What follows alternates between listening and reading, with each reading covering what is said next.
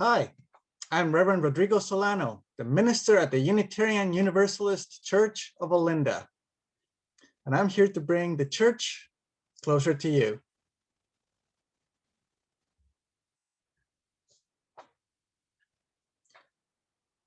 There's a song by the band The Magnetic Fields called The Book of Love, which talks about the book of love is long and boring, going on to say that no one can lift a thing as it's full of charts and facts and figures and instructions for dancing,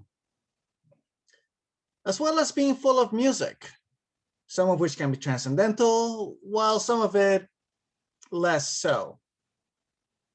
According to the song, the book of love is full of gifts, but the singers are more partial to the act of gifting itself.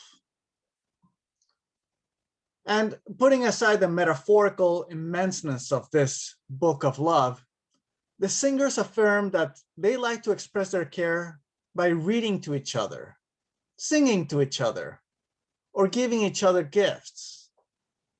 The singers even express a specific desire for wedding rings as the gift of choice. The song has a neat mix of cynicism and idealism in it, commenting on the complex and overcalculated advice on how to find and maintain love, while also proposing that a variety of simple expressions of love may do the job just fine. And there's a link to the song in the description and the online version of the service. I'll say that when the song comments on the sheer magnitude of the book of love, making it impossible to lift, I believe it. For 6 years, I sold books at a large book retailer, and there was a lot written about love. That was, of course, only a fraction of all that has ever been written about it. But I'm sure that no one person could lift even a portion of the books of love that I sold. The actual section labeled as love was relatively small, at least compared to other sections, such as history or programming languages or fiction.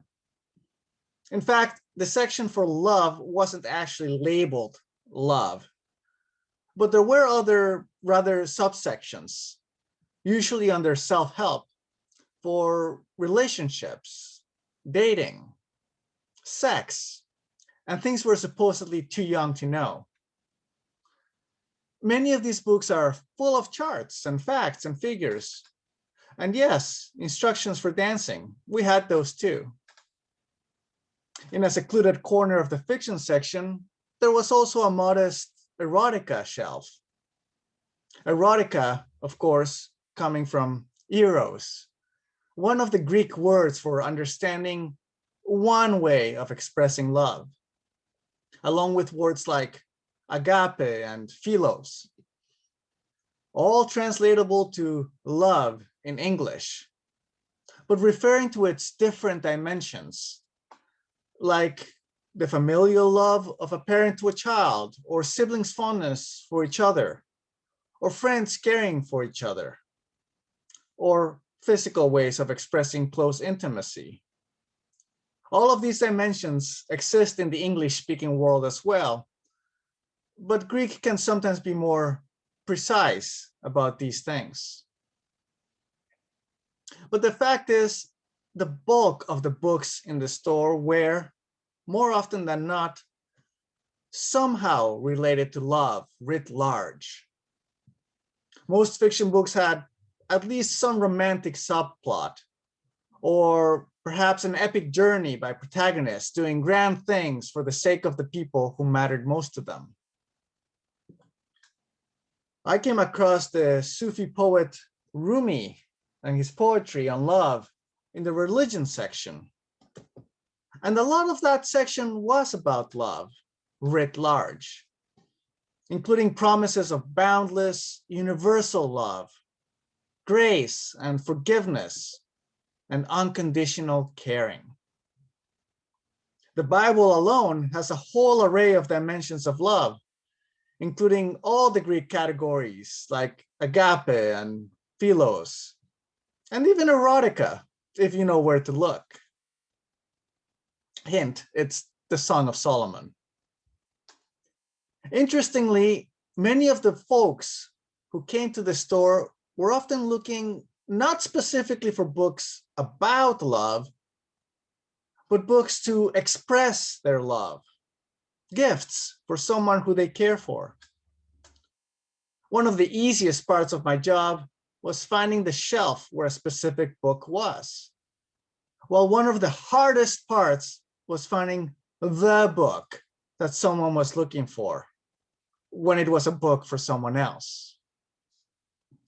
It required quite a bit of listening and some strategic questions.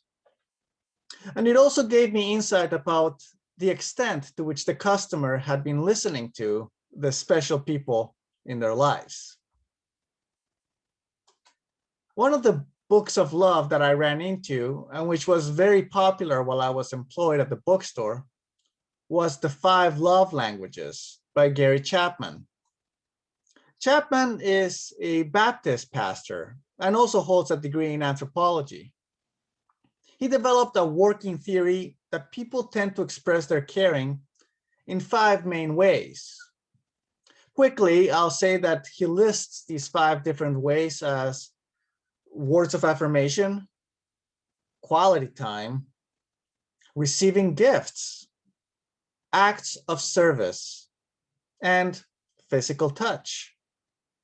Now, I'm not going to spend a whole lot of time laying out Gary Chapman's thesis or promoting it. If you're curious, there are plenty of resources online for that, along with the books. And while the scholarship on it is sparse, these love languages, as described by Chapman, are recognizable expressions of caring that we may be familiar with. And we may already intuitively have a preference for 1 or 2 of these. And I'm wary of subscribing to the orthodoxy of numbered lists. I can't say with certainty if in reality people have 5 love languages, or 3, or 15, or if the 5 can have subcategories or be amalgamated. But in essence, I can appreciate Chapman's thesis as a worldview that can help make sense of some of the ways that people express themselves to each other, as well as the discrepancies between people when they seek to relate with one another.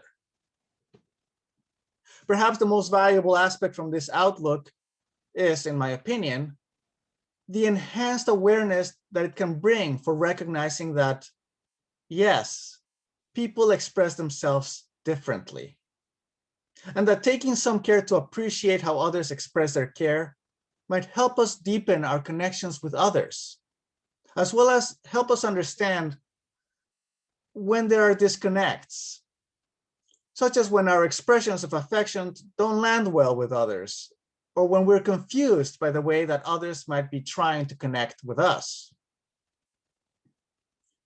It looks like the musical group, the Magnetic Fields, were onto something when they wrote and sang the Book of Love. They talk about different expressions of love languages, if you will, spending quality time reading to each other, singing to each other, or giving gifts to each other. In their case, the song specifies wedding rings. We know that having wedding rings isn't a reality for everyone. Many of you have them, and many of you don't. Some of you used to have wedding rings, but don't anymore, for a whole variety of reasons.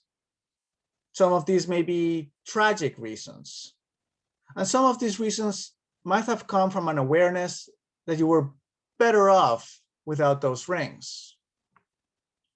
Some of you don't have rings yet, and some of you have fought for your right to wear them proudly. Some of you will never or don't ever want to have ranks.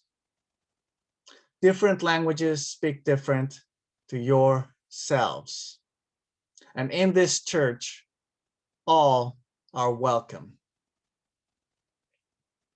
My friends, today is Language Movement Day in Bangladesh.